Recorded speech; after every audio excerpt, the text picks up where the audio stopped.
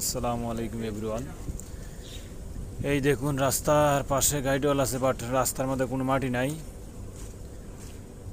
এমন একটা অবস্থা হয়েছে, রাস্তা যদি মাটি থাকতো আজকে এই রাস্তা এরকম হইতো না।